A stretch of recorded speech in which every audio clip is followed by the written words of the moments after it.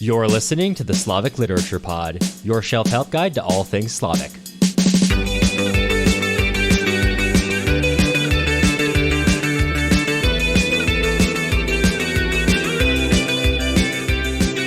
I'm Cameron Lalana. And I'm Matt Gerasimovich. And today is part one, chapter 4 of our read along of Vasily Grossman's Life and Fate. You can't see it. Matt's putting his head in his hands right here. We really should write this down at some point. But every day he forgets what chapter we're on, but it's the same chapter as the day of the month that it also is, which means that Cameron knows neither. I was going to say, you think I know that? Are we 4 days into the new year and theoretically should be easy to track? Yeah.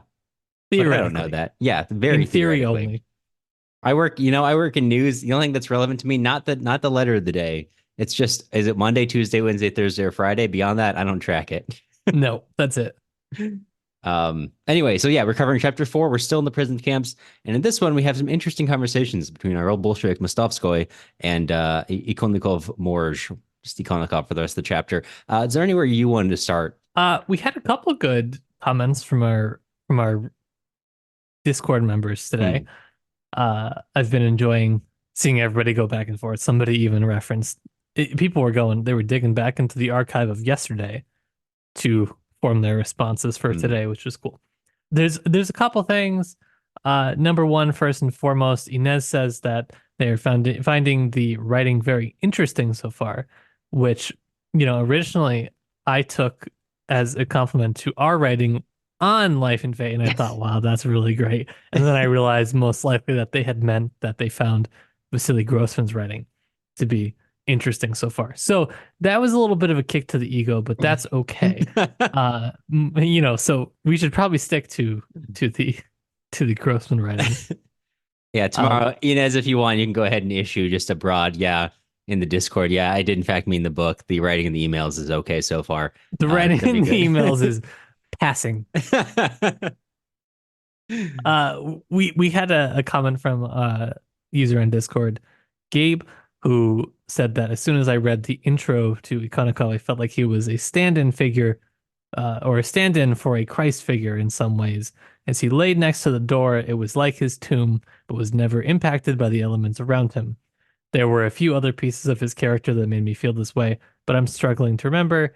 I guess probably don't need to go on the whole quote, talking about where he's finding such underlines and whatnot. But this is a good point. I didn't necessarily track this on the tomb. This Ikonnikov figure, though, for me is it's just it allows Grossman to get some humor almost in some ways in the camps, because his interactions with Mostovskoy are so strange and bizarre and defamiliarizing in a lot of ways to get this old school borderline Tolstoyan or former Tolstoyan in contrast with this old Bolshevik.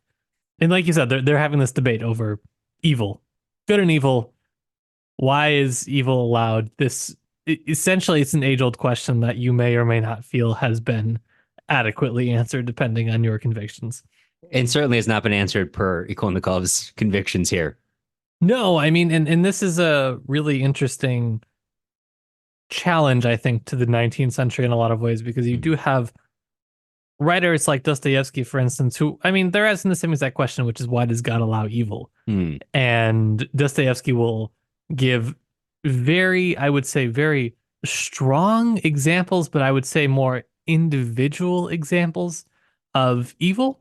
Whereas Grossman in the 20th century, we're talking about a level of evil that is literally incomprehensible up until this point, I would say. And just the level of destruction and annihilation, which is, I mean, we really, even today looking at it, it is almost incomprehensible for us to look at and understand. And so this debate on, why, if you're going to believe in a God, why does God allow this evil to exist? And it's a good question to ask. It's a good question to ask. And I think that's relatedly a comment from another Discord user, Leah, who has been great with their commentary so far. So thank you, Leah. I mean, everyone has. But Leah's been getting thrown some real long texts. Leah is certainly not the only one. But this was a thick one today. So this is a slightly abridged version of a comment that Leah left, which is we have more religion in this chapter. If you listened yesterday, that was something we said we should pay attention to. That came sooner than expected. Mike wrote in a post yesterday that Grossman is showing how human nature conflicts with ideology. And that ends the quote. When so much of life is chaos, it can be a source of comfort and purpose to align oneself with an ideology of some kind, be it political or religious. I always think of that compulsion as providing steel to the spine. It's galvanizing and gives an individual purpose beyond whatever is happening in one person's life. And of course, you don't think of it as just an ideology. It is truth to you. You would potentially die for it. Seeing Mostovskoy come to question himself in the wake of his interactions with Ikonnikov really sheds light on the disillusionment that can come from being confronted with persistent atrocity, as both men have experienced, but also the simple fact of growing older. And then they kind of go on to talk more about that.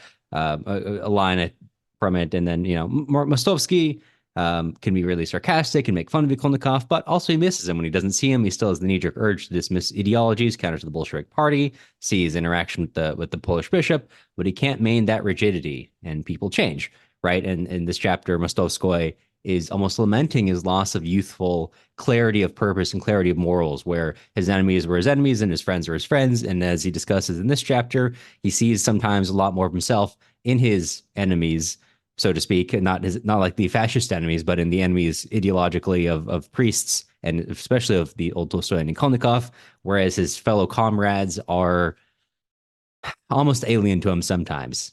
Yeah, and it's a difficult adjustment for him and for a lot of the old Bolsheviks. I think that there was kind of a tangential question on this about what it was like to be in the Soviet Union in the 40s and kind of what people were feeling like, because I think that there's, again, we talked about this sort of comparisons which are naturally drawn between the kind of Nazi camps and then the Soviet Gulag system.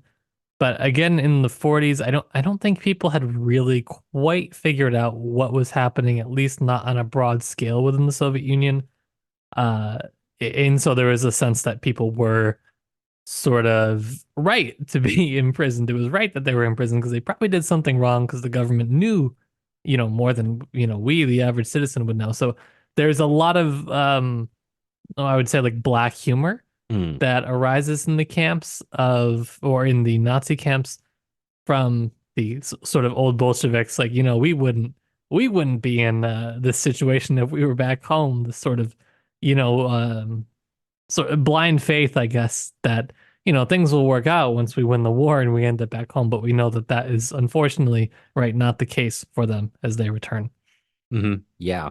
And to add on to that point, there's this great book by Adam Hochschild called The Ghost of Stalin, in which this is, I think he's writing in the 90s about the relationship of people to Stalin in that era. And I remember that he talks to one woman who was in a gulag when she heard news that Stalin died. She was quite young then, and she recalls crying.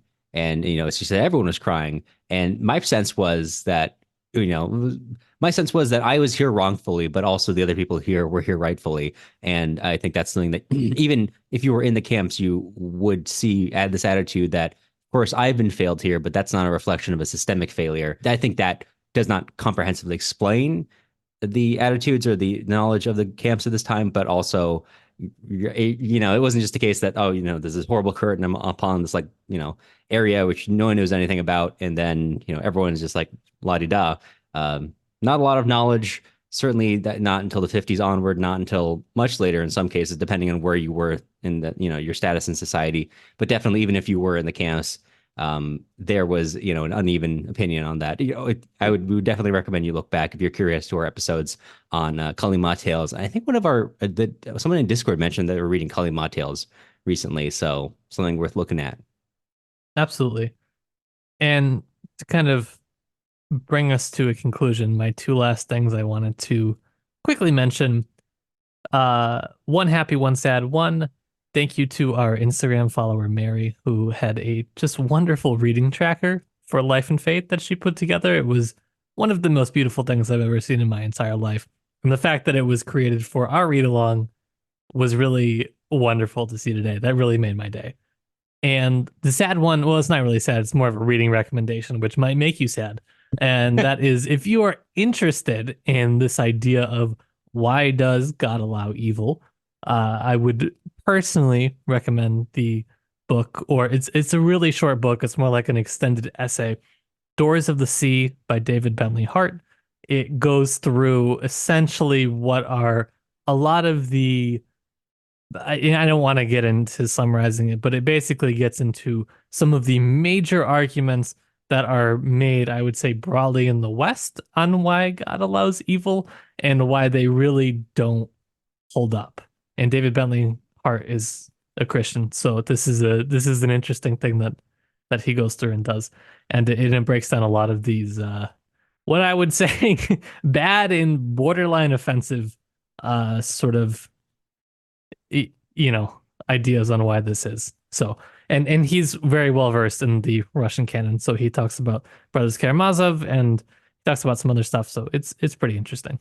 I think we should have an episode where I get to talk about the Book of Job for a half hour, and then you talk about that essay for a half hour, and that would Uh-huh. basically just be the Slavic Lit Pod theology corner. The Slavic Lit Pod does bad theology. It might be bad, but I got a lot to say about the Book of Job. So, The and I original think you're sources are fine. yeah. We are bad. That would be Oh, it. yeah. Well, Yeah. that's David Bentley Hart's conclusion is that God's fine. It's us. We're the bad ones. I mean, more or less, but you can read the essay. That's the TLDR. Anyway, so before we actually get into the Slavic Literature Theology Hour, thank you all for being here today, and we will be back tomorrow.